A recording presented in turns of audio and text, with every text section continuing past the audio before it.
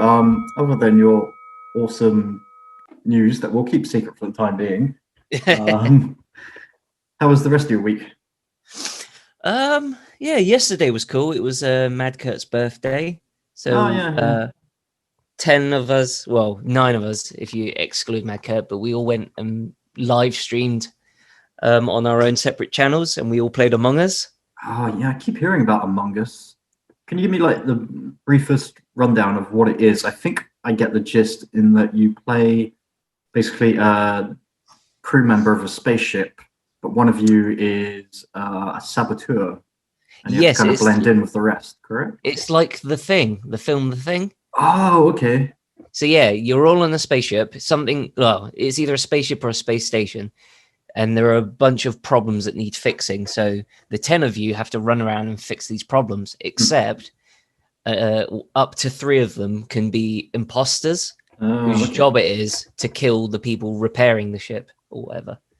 So yeah, if you're a crewmate, you just have to run around and fix things, and you fix things by doing little mini games. Yeah. If you find a dead body, you have to report it, and then when you do that, you come to the debate section where you have to just talk to each other and explain. I found this body in this room. I saw X person nearby. I saw this person, and then you sort of have to during the debate you have to vote on who you want to kick off the ship, Yeah, yeah. and you just keep going until there are more imposters than there are players. It's such a genius. It's such a simple idea, but it's such a genius idea for a game. Yeah, well, the game's actually been out for like 2 years, Oh, but really? it's not until this lockdown happened that it sort of blew up. But yeah, it's free on smartphone, so anyone can play it, or you can pay £3 and you can get the PC version. Yeah. But yeah, it's great fun. It's not fun when you're playing with strangers because you have to do it over text. Yeah. But if you've got a group of like 10 friends, so yeah, we were playing that, and Who like, turned out to be the imposter? so we done Imposters. like so many games. Oh, okay. Yeah, we played for like 3 hours. Um, Jeez. a game will last about 20-25 minutes normally. Mm. Yeah, there was a lot of us. There was Jörn Simmons. There was I'll just say their Twitch names, but yeah, there was Dreamy Daddy. There was Up Your Alley, and uh, Puff from AEW, and a bunch of other indies in America. Yeah, it was great fun, and I think at one point we all just decided to. So on Twitch, you can do a thing where if you have like X number of viewers, you can do what's called raiding, Yeah. where you migrate all of your viewers to another person's channel. Oh, okay. So all of us who had all our own viewers all migrated them all onto Kurt. So he had like a idea was he get a big boost. So that was This fun. is like the next generation of networking through and making fans through video games. It's really coming into its own in wrestling, I've noticed. Yeah, and like just in general, like Twitch has a really good community, like just through um people joining my streams and talking, or Yeah. things like where I was doing the thing with Mad Kurt, I met Up Your Alley Gaming, and now I watch her stuff, and she's really cool, and Yeah. like helping each other with making content and stuff. It's really, like you say, it's networking, but it doesn't feel as formal as that, I guess you could say. Yeah, I feel this is a big area that WWE is just completely ballsed up taking advantage of. Obviously, Oh, they yeah. took away the streams from their own superstars. And do you think even Vince McMahon understands what Twitch is? I think he just sees it as his talent doing stuff behind his back, maybe. But like, I don't know. I don't know what their mentality was, because all it does is create. It help like if it was only baby faces doing it, it helps the baby faces become more likable. Hmm. I guess. But then you still have that idea of like heels are doing it as well and being super nice, and it's sort of you could argue that, but like, do people really care about that sort of Kayfabe kayfabe? And died ages ago. yeah, so Like, at this point, it is sort of like, yeah, who are you trying to like? What do you, apart from money, what do you gain by doing this to them? I don't even think he gains money from doing it. So I don't think he turns the fans against him, and it gives the brand a bad image. That they're like, yeah, we're just taking away but from like our own talent. I will say, to the average WWE fan, they don't really care about the image of the company. They just want to see their quote unquote superstars on TV. Yeah. Yeah. But that's a topic for another time. But yeah, what have you been doing this week? Not really much other than work, train. I did like that Instagram post. The different uses of the word train. Yeah, I got on a train, and then I got another train, and then I went to train, and then I went to train again, and then I got on a train, and then I got on a train, and then I went to train. Yeah, cool thing. I was glad I went yesterday because obviously we're now in essentially lockdown free. Yeah. Well, you are in a much worse situation than I am. Are you? Which tier are you? 2. Oh, you're still tier 2. Oh, okay. Yeah, so but Portsmouth and London are now tier 4, which is essentially full lockdown. Yes, full lockdown, including Christmas now. Yeah. So I'm very glad I went to train yesterday. Yeah. And that was really good. And then in the gym afterwards, I got recognized as a professional wrestler, which is nice. Some guy came up to me and said, "Oh, me and my son wanted to meet you after the last show, but you disappeared. Next time when the wrestling comes back, can you meet my son?" And I was like, "Absolutely, yes." And oh, you big baby face. Yeah, and then he also referred to Shota as a Chinaman. So I was like, oh no, screw you and your son. Oh no, racist. Oh. Yeah. So, but yeah, that was fun. Yeah, not much else exciting happened other than that. Have you been watching any wrestling? No.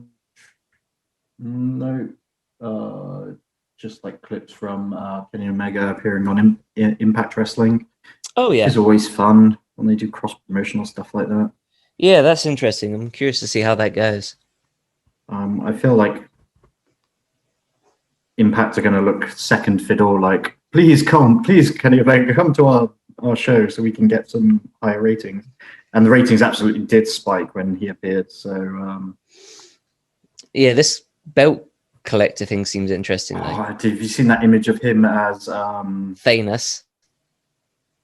Oh, Thanos, yeah. Yeah, and he's got the glove with the Infinity Gauntlet, I should say. Yeah, with all the little slots with like the AEW title belt, the NWA, yeah, I'm trying to think and New Japan NWA. I nearly said NWO then. Yeah, that's a cool image. Whoever did that. And so that could be a great epic storyline. Is him just going around and trying to get all the belts. Yeah. Even if he doesn't do it, but that's just his intention is cool. Like, what I found interesting about that was that image that he decided to share was, he had the AEW, he had the AAA, Impact, and NWA, which are all things that AEW have officially said, where not officially, but like they've partnered with them. Yeah. But also on the image was the IWGP heavyweight. Yeah. Which, if you it's one of those things that they've never, they didn't even mention them when Jericho was champion and went over there. Really? They didn't? Oh, okay. No, I think New Japan said, "Oh, he's the AEW champion," but AEW never said, "Oh, Chris is going to New Japan." Why is that? I don't know. Animosity between the two companies, or that's what made the fan art thing so interesting, because Kenny decided to post it, and I don't think he's mentioned New Japan since. And that's sort of like the first. That could be me reading way too much into it. Yeah. It's like whenever CM Punk gets interviewed and someone asks him about wrestling and he doesn't immediately say no, everyone reads into it like, oh, he's planning something. He's gonna wrestle Okada. So yeah, it's like because Punk did a interview for Renee. She's doing a podcast now to rival ours. Yeah, I listened to it. Oral Sessions, I want to say. Yeah. Did you listen to rival ours? No. Well, all I'm saying is we're going to have Punk on the show next week. Yeah. All I'm saying is we did a podcast. Then a couple of weeks later, she was like, "Ooh, I'm going to start a podcast." That could be post hoc ergo propter hoc, but I think she's listened to us and decided, we're too much of a threat. Yeah.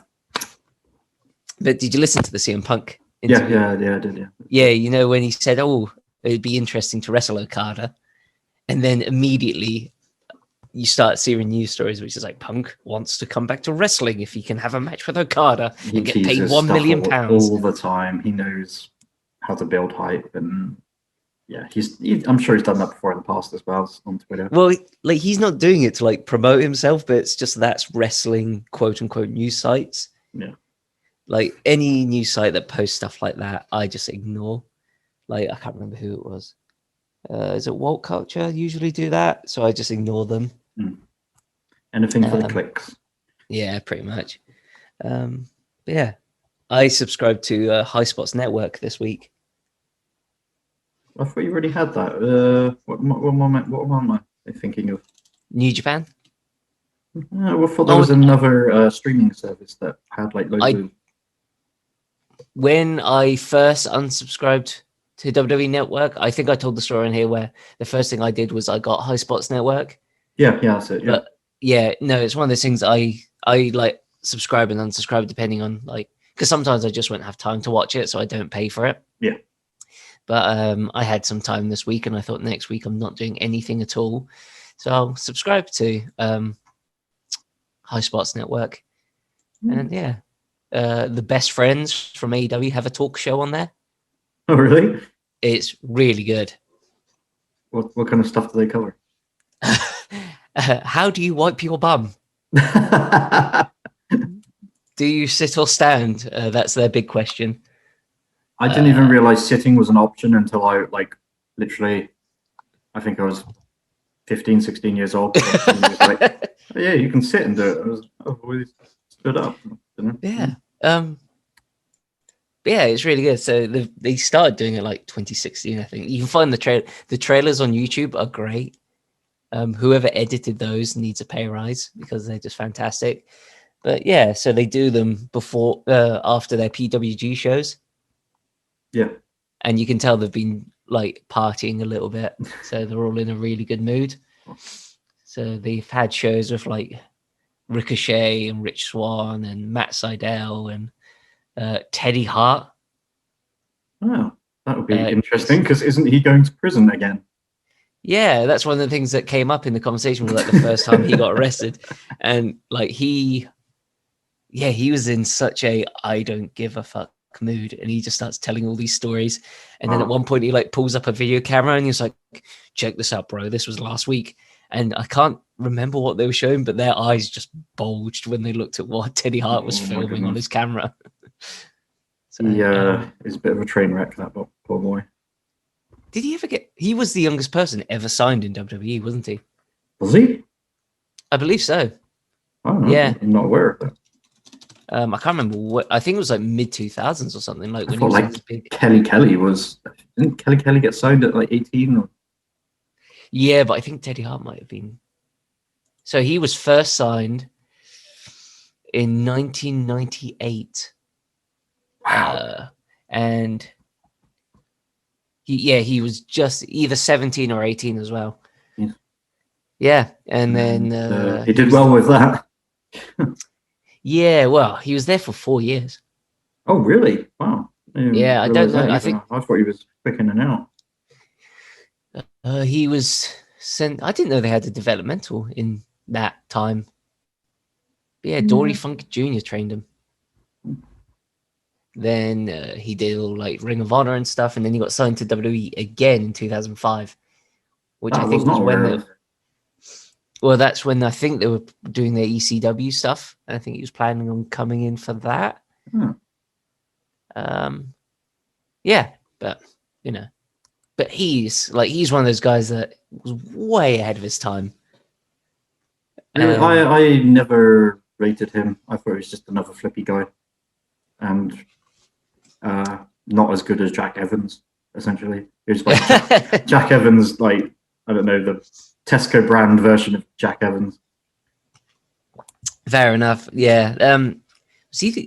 No, Jack Evans used to do the double backflip things off the cage, wasn't he? Or was that B-boy? I remember. Yeah. I remember Teddy Hart doing a backflip off the cage that was not planned in the match, and everybody was Yes. furious at him. That's wrestling. Yeah. Which is an awful mentality to have, but sometimes you can't help but just say, "Oh, that's wrestling." But yeah. Right. So, without further ado, shall we get on to this week's topic or this week's Yeah. idea? I had an idea. I actually thought about the show before we came on, Aiden. Brace yourselves, people. I know, right? I thought about it like a full 3 or 4 days beforehand. Yeah. We are going to do our end of year awards. Na na na. Na, na, na, na, na, na. I can't remember how the Hall of Fame, it goes something like that, Hall of Fame tune. I imagine so, yeah.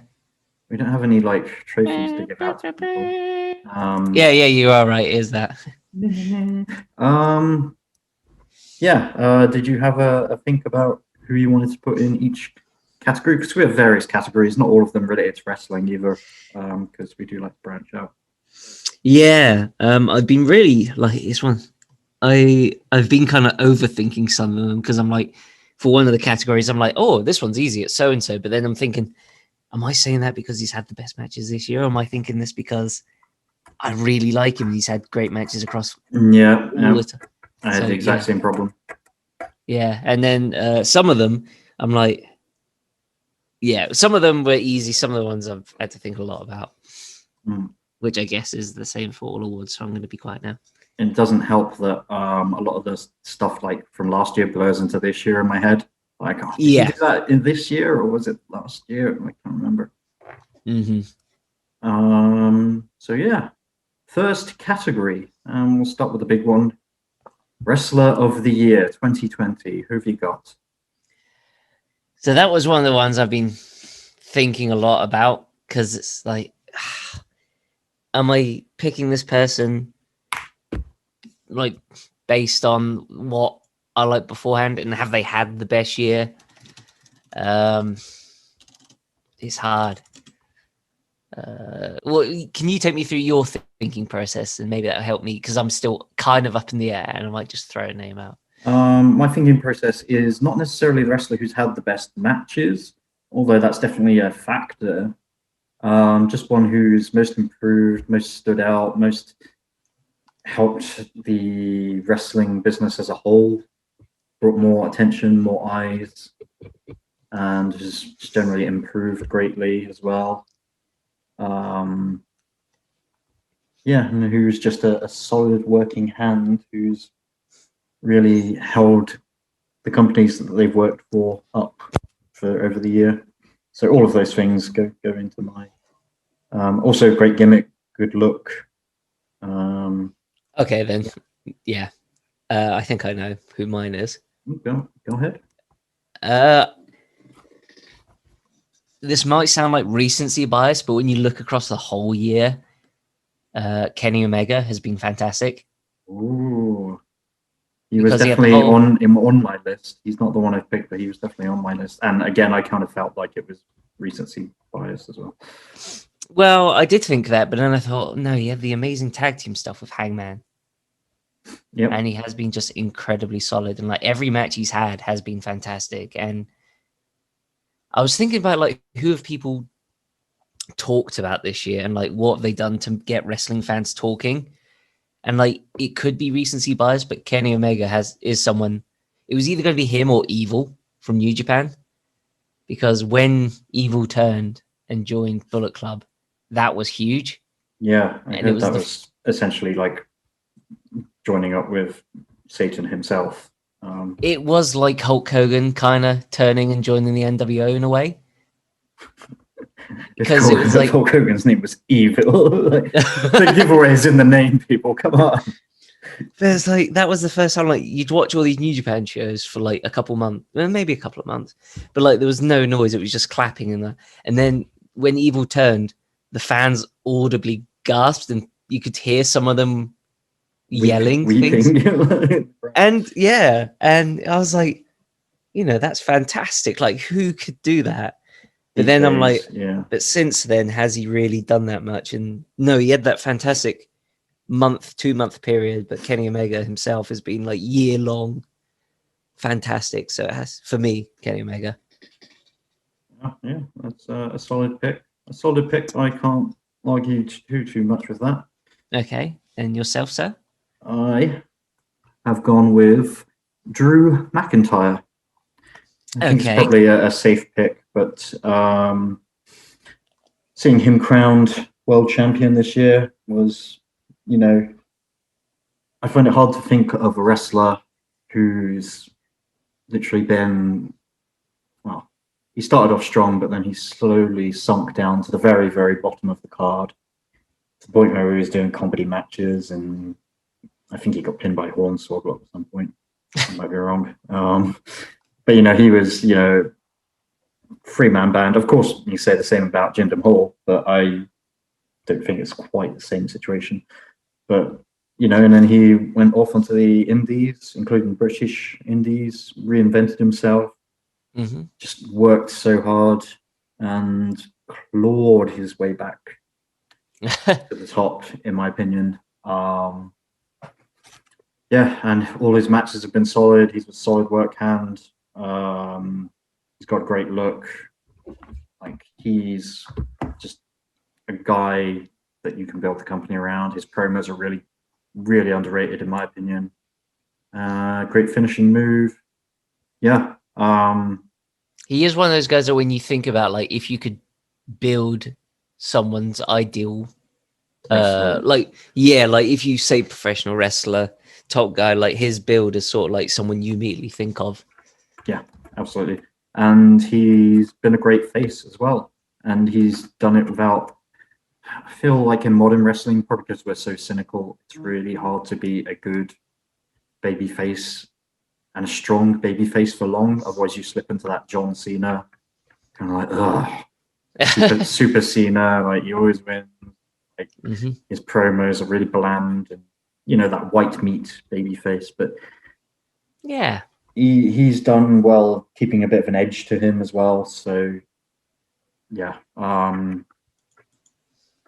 think he's going to be a pillar of the WWE going forward. I also had my notable runner-up was Orange Cassidy. Oh yeah. That lad has taken like an inch, and what's that saying? Give him an inch. Given an inch, given an Um, inch and taken a mile.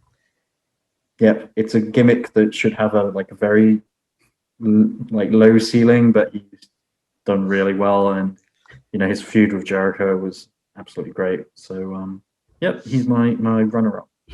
He's one of those guys that is super smart in not doing that much and getting the most from it. Absolutely, yeah. Which should impress a lot of people, but instead they just get angry at that for some reason. I don't know why, but he's fantastic. And and he's getting his own action figure soon. Yay! Which I'm beyond surprised Gorilla, he wasn't on the second wave. What was the second wave of? the second wave was like Hangman Page, John Moxley, Penta and Phoenix, MJF and Dustin. Yeah, that's a good second wave, actually. I can't think. Which, fun fact, if you have all the figures in their boxes and line them up, each one has a letter and it spells out something. I'm not sure about the second wave, but the first wave said "Be Elite." Yeah, that's amazing. Yeah, I was kind of hoping it would be some swear words. Yeah, that's pretty cool. Bastard, and then it's like, oh, it's a tease for Pac. Yeah. Oh yeah, he needs an action figure as well. Oh. He's in the next wave as well, I think. Awesome. You've made Orange Cassidy when you've got an action figure. Yeah, like it's one of those like I don't know, like stone markers, I guess you could say. Where you achievement markers, I guess. Get an action figure, get a world title, be in a main event match, whatever. Being on a poster, yeah.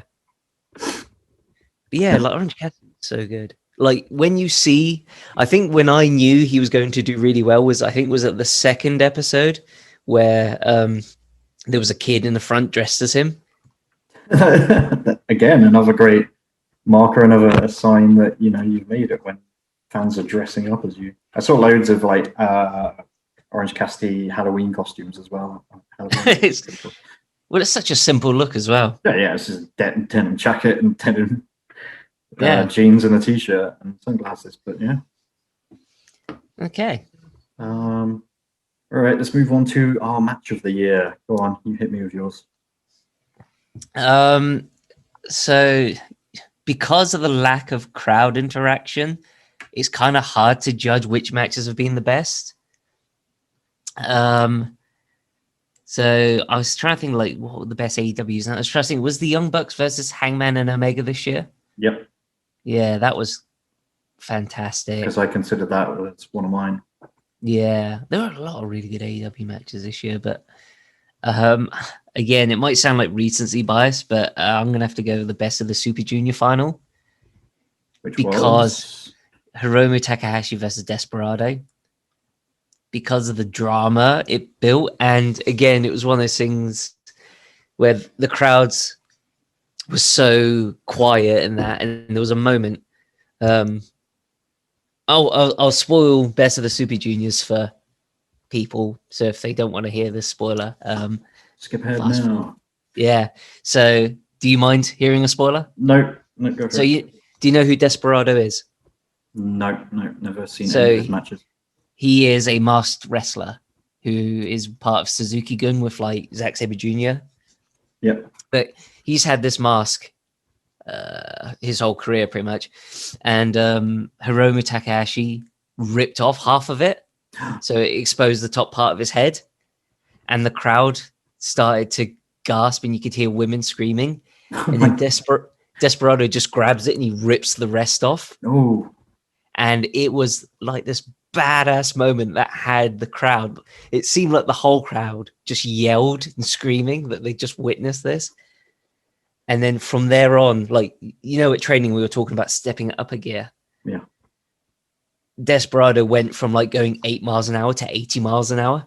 Wow. Not to say he was going 8 miles an hour, but like he was going 8 out of 10 and then switched to 80 out of 10. I assume the ripping of the mask was a planned spot. It wasn't like something that they just kind of did on the fly. Oh, his mask is a bit ripped. Let's just go with it. No, it was a thing like he ripped it because it's kind of like, a real heel move to do that. So because going in, everyone was like, oh, Hiromu's going to win because he's like the junior ace. So we'll just see how good of a match Desperado has.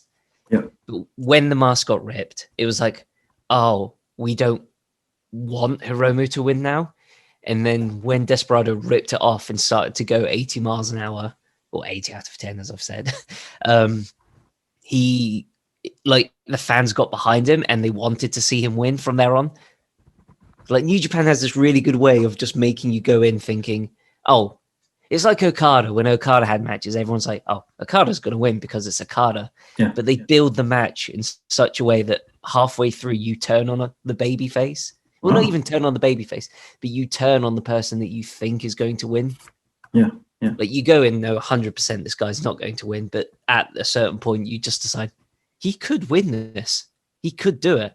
And it was just, in terms of storytelling, pacing, build, moments, it was perfect. So yeah, that has to be my match of the year. Oh, fair enough. Any runners up or notable mentions? The tag match between Young Bucks. Young Bucks have done like so. You could say that about everyone in AEW. Like they really, really put their all in their matches. Oh, have you seen they've got a book out now? Which the book became the DDT Metalweight champion, I believe. I did it. Somebody fell asleep reading their book with the book on their chest. That is fantastic. Champion. And obviously that counts as the book, having their shoulders down. So the book is now the champion. I'll send you the video to it. It is out now. I can get that because, I'm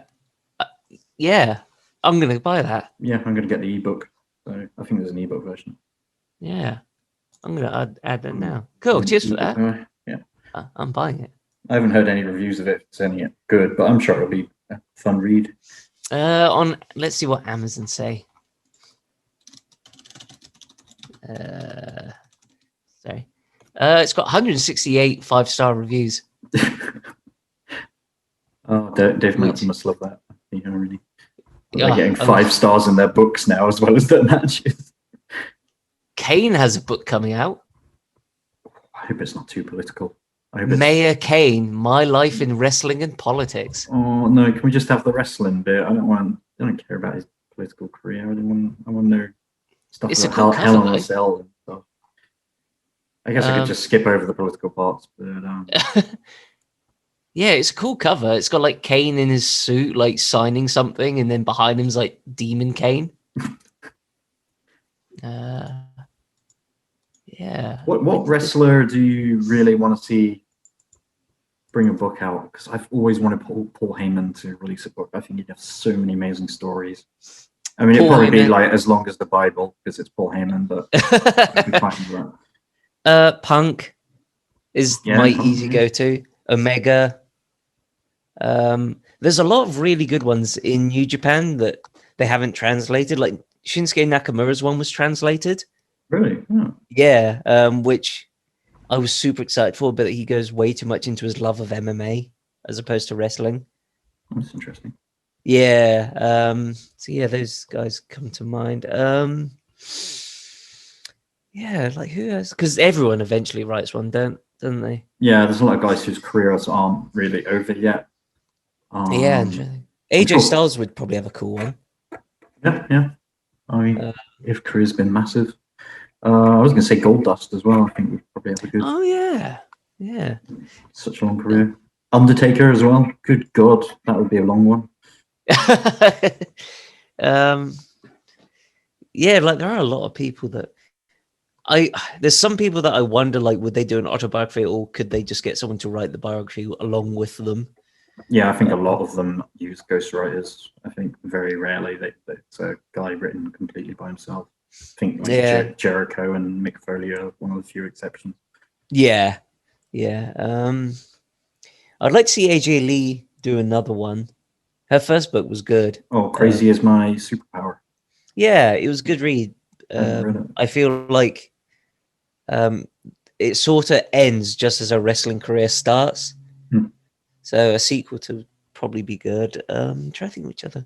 Becky Lynch probably has a really good book in her because she's done a lot. Like she started, traveled the world, had to stop, become an air stewardess, started again. Yeah. That's probably an interesting story. Yeah.